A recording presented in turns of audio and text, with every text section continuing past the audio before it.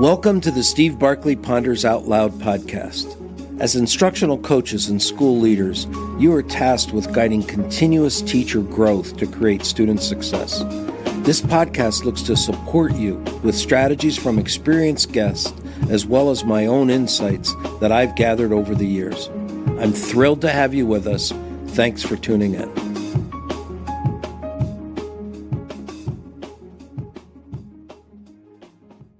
Radical listening and coaching. In the December Insights from Growth International, Dr. Robert Biswas-Diener and Christian van Nieuwerburgh shared the need for stepping beyond active listening to radical listening. They describe how active listening, as it was presented by Carl Rogers in the 70s, might be insufficient for coaches today. In a world of digital distractions and a sense of poverty of time, coaches may find even paraphrasing and questioning unattainable. They suggested the need to build on active listening skills to develop radical listening. Radical listening is a deeply intentional and focused form of listening, where the listener suspends judgment, silences internal responses, and fully attends to the speaker's words, emotions, and underlying needs. It requires setting aside the urge to fix, solve, or offer advice immediately, and instead to create space for the speaker to feel heard, understood, and valued. Radical listening involves curiosity, empathy, and a commitment to understanding both what is said and what has been unsaid. Boy, that's a pretty powerful task. Setting aside my own biases and judgments to fully understand the speaker's perspective. A thought that I use in my approach to coaching is that I look not to share what I'm thinking until I understand what the coachee is thinking. Knowing that I'm not clearly understanding the coachee's thinking pushes me to probe more and listen more closely. Van Nieuwerburgh and Biswas-Diener identified 6 common obstacles to deep radical thinking. They call them comparing, competing, misreading, advising, priority status, and lastly, time poverty. As I go through those, can you sense that any of these obstacles are happening to you? The first one they called comparing. In comparing, the coach thinks or says to him or herself, that experience has also happened to me. Now, I think that's pretty easy to happen because I have a desire to show connectedness and understanding. And in order to do that, we jump in and communicate that comparison. I understand. I've been there too. But even when we have been there, the comment can be dismissive to the coachee. As an example, a teacher shares his struggles with classroom management, and a coach might respond, "Oh, I remember when I had the same issue with my class a few years back. It took me quite a while to figure out that I had to set and model expectations." Now, the reality is you never had the students that this teacher has, and you never had them at this time and in this space that teacher has. This shift in conversation from the teacher's experience to the coach's experience risk invalidating the teacher's emotions and thus missing an opportunity to truly understand their unique context. Consider replacing the comparison with your story with the phrase, "Tell me more." A second obstacle, which steps beyond comparing, is competing. I've had it even worse than you're having it. A teacher talks about feeling overwhelmed by curriculum changes, and the coach might reply, "I dealt with that kind of chaos when I taught during a switch to new state standards." Or the coach might say, "I'm hearing that from several other teachers." Again, while this may be an attempt on the coach's part to suggest the problem is common, stated too early, it again can make the teacher feel dismissed or even belittled, as their concerns are overshadowed by the story of others, or that the problem that they're seeing as challenging actually isn't all that challenging. A third obstacle to consider is called mind reading. Before the teacher even finishes explaining their challenge, the coach interrupts with, "I know what you're saying. Your students aren't persisting because they're in a hurry to get it correct and get their desired grade." Now, the coach's assumption shuts down the teacher's opportunity to articulate their own understanding of the situation. And that's an important reflection that the teacher needs. It likely also prevents the coach from gaining more important insights, as the teacher's reflection is critical to empowerment that should be an outcome of the coaching process. Another obstacle that they identified is advising. Advising occurs when the coach's thinking jumps to, "I figured out how to solve that problem." After hearing only part of a teacher's concerns about differentiating instruction, a coach might quickly suggest, "I always found that by grouping students with mixed ability levels, I was more successful." This premature advice can make the teacher feel rushed or unheard, reducing their sense of ownership over the solution. I want you to listen in for a moment as Biswas-Diener defines the importance of coaching having a high desire to ask. I believe that a desire to ask is one of the central tenets of coaching. If you, the coaching mindset is really the belief that the person can figure it out for themselves, even if that means they have to go ask other people how to do it, that they're just capable, they have resources. And I do think that leaders are about resourcing people, giving them the space and support they need to figure it out and perform well and do a good job. So I think the desire to ask people and then meet them where they are rather than rush in and think, well, I know how to do this. I used to be in your role, therefore I'm going to tell you. Just kind of figure out, like, well, how much of this do you know?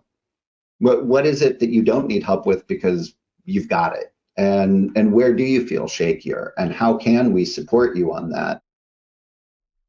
Another obstacle is priority status. This is where the coach ends up appearing as an expert. Consider a teacher sharing her struggles with required district assessments, and the coach responds with, "I've coached a lot of teachers who have had that struggle. I have several strategies that can help." Priority status reinforces a hierarchical dynamic where the coach's expertise is prioritized over the teacher's insights, potentially stifling authentic dialogue and thus stifling the teacher's sense of being an empowered problem solver. In the book, The Impact Cycle, Jim Knight cautions that when we take on a helper mindset, we can easily shift toward a savior complex, where the coach takes on the responsibility for the teacher improvement, rather than empowering the teacher to take ownership of their own learning. The helper role can unintentionally strip teachers of agency and autonomy and lead to compliance-based coaching, where teachers implement strategies because they're told to, rather than because they've internalized their own reasons for making a change. The last obstacle that was mentioned by the authors was time poverty. Time poverty is a sense on the coach's part that I just don't have the time to listen. As the teacher starts to explain a parent communication issue that is troubling her, the coach's nonverbals might say, "This really isn't all that important." The teacher becomes discouraged from sharing fully, and thus trust is eroded. And that makes future conversations less productive. Time poverty also interferes with the teacher's participation in the coaching process. The teacher's "hurry up, give me a suggestion" so that I can get back to the list of have to get dones in my classroom interferes with the coach spending enough time asking and taking that empowering approach. In their book, Radical Listening, The Art of True Connection, Van Norberg and Biswas-Diener introduce 6 core competencies which foster deeper connections and understanding. These are the antidotes to the obstacles that I've discussed. The first one, noticing, being fully present and attentive to both verbal and nonverbal cues. Quieting, calming one's internal dialogue to focus entirely on the speaker. Accepting, embracing the speaker's perspective without judgment. Acknowledging, recognizing and validating the speaker's feelings and viewpoints. Questioning, asking thoughtful questions to deepen understanding. And lastly, interjecting, offering insights or reflections at the appropriate moments to enhance the conversation. Here's how those items might sound in a sample coach-teacher dialogue. Coach: hey, great to connect. What have you been exploring or pondering? Teacher: honestly, I'm feeling pretty stuck with student engagement. It feels like no matter how much energy I put in, a chunk of the class just zones out. I've tried some group work and projects, but it's not clicking. Coach: that sounds frustrating. You've tried different strategies, several strategies, and yet the same students remain disengaged. Teacher: yeah, it's making me question if I'm even reaching them. I keep thinking I'm missing something, but I can't figure out what it is. Coach: I can hear how important it is for you to reach every student. Can you tell me more about what you know and notice with the disengaged students? Are there patterns? Teacher: now that you ask, I think it's more during independent task. When I'm guiding them, they're okay. But when I step back, that's when some drift off. Coach: so when the direct support is reduced, some students lose focus. What do you think might be going on for them during that time? Teacher: maybe they don't feel confident working on their own. Or maybe they're not clear on what's expected.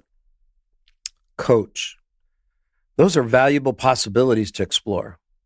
I'm wondering if it would be valuable for me to observe a transition or two from directed to independent task with the particular students as a focus. I might be able to gather some observations and add them to your exploration.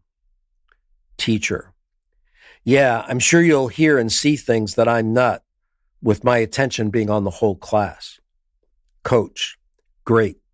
Let me know the students who should be my focus and the best times for those observations. I always look forward to learning about students and ways to reach them. Thanks for the opportunity. Now, in that example, my intent was for the dialogue to illustrate there being no comparing, competing, or mind reading. Hopefully, the coach is staying focused on the teacher's unique experience. Key word there, unique experience. There's no premature advising.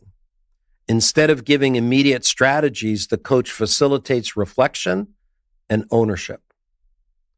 And hopefully, time is valued. There wasn't a rush. Hopefully, the coach's body language and pacing would show patience and presence. Radical listening isn't easy, especially in fast-paced environments where time feels tight and pressures are high. But it is one of the most powerful tools we have to foster meaningful professional growth by creating for teachers time to think, reflect, begin uncovering their own solutions.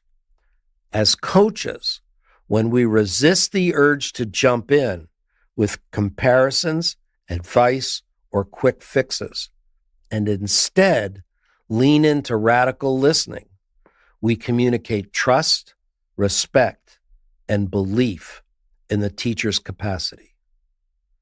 Consider pulling one element of the radical listening strategies and consciously practicing it in a few of your upcoming coaching conversations. Thanks for tuning in. Thanks for listening, folks. I'd love to hear what you're pondering. You can find me on Twitter or LinkedIn at Steve Barkley, or send me your questions and find my videos and blogs at barkleypd.com.